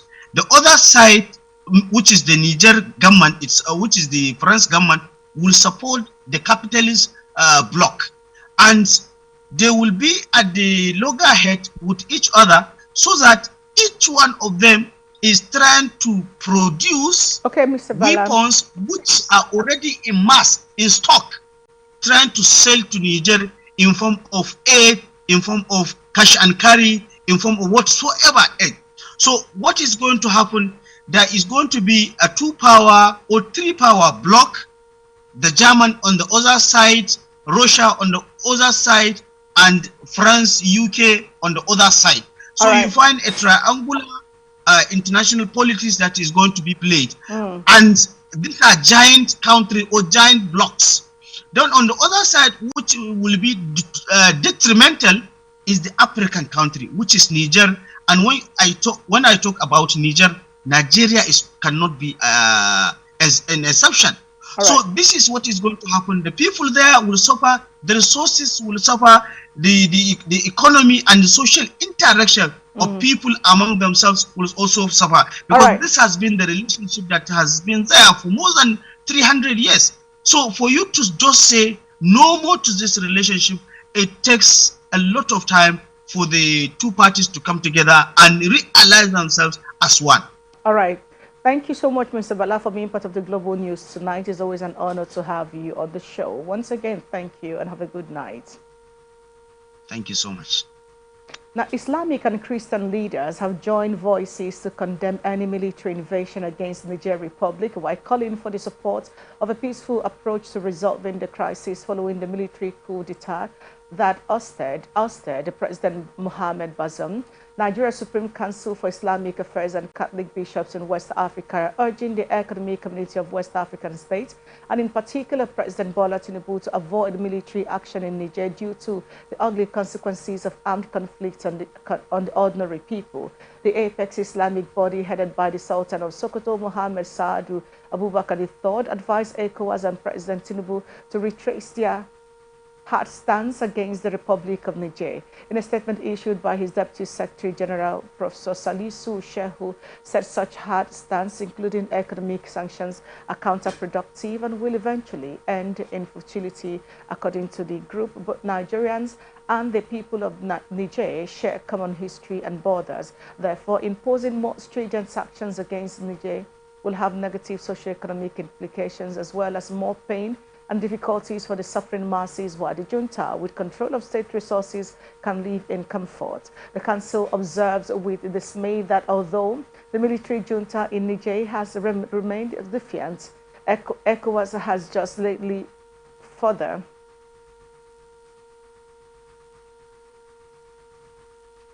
imposed more stringent sanctions against it, adding that such kinds of economic sanctions are counterproductive and eventually end in futility. Similarly, Catholic bishops, under the auspices of Reunion of Episcopal Conferences of West Africa, has urged the authority of ECOWAS heads of state and government to avoid the use of force to restore the constitutional regime in Niger Republic, while expressing concern about the consequences of the proposed military intervention in the country.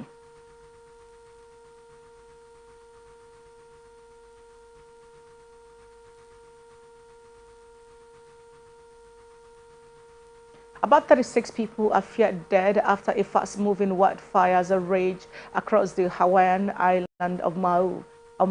The fires have been fanned by the strong winds from a distant hurricane, destroying hundreds of buildings and burning some areas to the ground, while thousands of people have been forced to evacuate their homes and a state of emergency has been declared. A huge search and rescue operation is underway, with some people still unaccounted for, while firefighting efforts continue. Mr. Javi said he suffered burns after riding through the flames on his bike to save his dog. Fernando Villavicencio, a candidate in Ecuador's forthcoming presidential election who campaigned against corruption and gangs, has been shot dead at a campaign rally in Quito's financial district. Fernando, a member of the country's National Assembly, was attacked as he left the event in the capital, Quito, one of the few candidates to allege links between organized crime and government officials in Ecuador. Suspected criminal gang called Los Lobos, the second largest gang in Ecuador, has claimed responsibility in a video where gang members wearing balaclavas flashed gang signs and waved their weapons. The gang has been involved in a number of recent deadly prison fights in which scores of inmates have been brutally killed. The country's Attorney General said on social media that 6 people have been detained by police in connection with the assassination after raids in Quito, adding that a state of emergency has been declared and current President Guillermo Lasso has vowed the crime will not go unpunished. And here is entertainment news for tonight. Popular Ghanaian actor Van Vika has cautioned the sanity of men at the age of 45 who still engage in talks about their future love and marriage. He said men within such brackets should be fully settled matrimonially. Vika, fondly called the younger godfather, said men guilty of such romantic talks should question their sanity. This is coming after the actor recently shared his thoughts on how best to maintain a long-lasting relationship, adding that sharing income and expenses with your partner is vital for a happy marriage. Nollywood actor Deyemi Okunlawon has unveiled the major challenges of actors in the country. He also said workers in the Nigerian movie industry are criminally underpaid. Okunlawa stated this alongside his colleague Daniel Etim Effiong and claimed they are not financially literal enough to use what we do have and maximize it to protect our lives in the future. Etim Effiong also said the way the Nigerian movie industry works doesn't provide enough for the actors to work with both financially and otherwise. Veteran Nollywood actress Kate Henshaw has criticized the only prayers going on in the mailbox of poor Nigerians are more taxes and burdens. Henshaw was reacting to Senate President Godswill Akpabio's assurance to colleagues during Wednesday's plenary session that prayers had been sent to them as they embark on recess. Kate Henshaw lamented that lawmakers don't care about poor Nigerians and bring succor to their constituents. Popular singer Simi Shola Kosoko, simply known as Simi, is not particularly happy with the excruciating economic hardship in the country. She said the situation in Nigeria breaks her heart a little more every day and wondered how Nigerians are coping with the current economic turmoil. This is coming after the pump price of fuel skyrocketed to 612 per litre after President Bola Tinubu removed the subsidy from petrol. Consequently, the price of foodstuffs and cost of living generally increased in the country. And here is the sports news for tonight. Nigerian defender Ashley Plumter says she is proud to be a member of the Super Falcons. This is coming after Nigeria crashed out of the FIFA Women's World Cup after losing 4-2 to England through a penalty shootout. Plumter spoke a few days after the Super Falcons' elimination from the ongoing 2023 FIFA World Cup in Australia and New Zealand, adding that she is proud to be a Super Falcon. She is also a free agent after leaving Leicester City at the end of last season. Bayern Munich has reached an agreement to sign England captain Harry Kane from Tottenham for a Bundesliga record fee of over 100 million euros.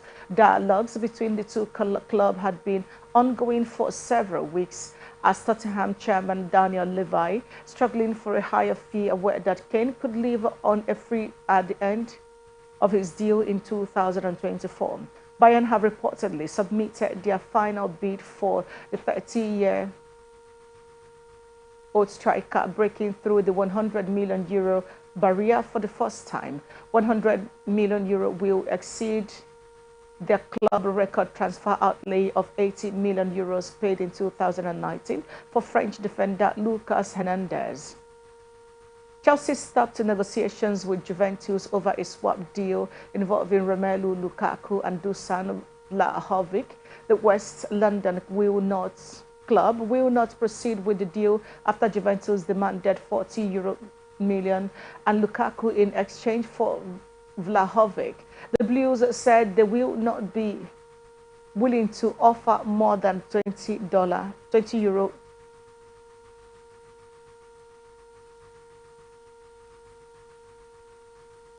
million euros and Lukaku for Bianconeri forward. Chelsea are desperate to offload the 30-year-old Belgian striker they signed for £97.5 million from Inter Milan in 2021 and announced their squad numbers for the 2022-2023 season, with Lukaku missing from the list of players. A return to Inter Milan, a club he spent the 2022-2023 season on loan, said it's impossible after the club vice president Javier Zanetti accused Lukaku of betraying the club. Chelsea are set to explore other options to offload Lukaku with a move to the Saudi Pro League on the table. Liverpool is planning to hijack Chelsea's target for Britain midfielder Moises Caicedo. The Blues have been in pole position to sign the 21-year-old all summer, but Brighton have rejected multiple bids from the club. Liverpool's offer for the Ecuadorian is believed to be more than Chelsea's last offer of £75 million plus £5 million in add-ons. It also has an offer for Southampton midfielder Romeo Lavia, who is a top target for Liverpool. Southampton are yet to respond to Chelsea's offer for their midfielder. And that's the size of the global news for tonight. But before we go, here is another look at the major stories. The Rivers State Chief Judge frees 22 inmates. Sultan Kuka advocates community involvement. Court begins the prosecution of pastor over illegal rifle. Chatima endorses federal government IITA partnership program. Tinubu urges diplomatic dialogue to resolve Niger impasse. Vicar cautions for the 5-year-old men who are yet to settle down. Liverpool plans to hijack bid for Chelsea target. I'm Vivian Douglas. Thank you for watching. You can follow us on our social media handles on Twitter or X. We are Atlantic TV Net, on Facebook and YouTube. We're Atlantic Television Network, on Instagram and TikTok. We're Atlantic TV Network 1. Do remember that peace and unity are the pathway to progress. Have a good night.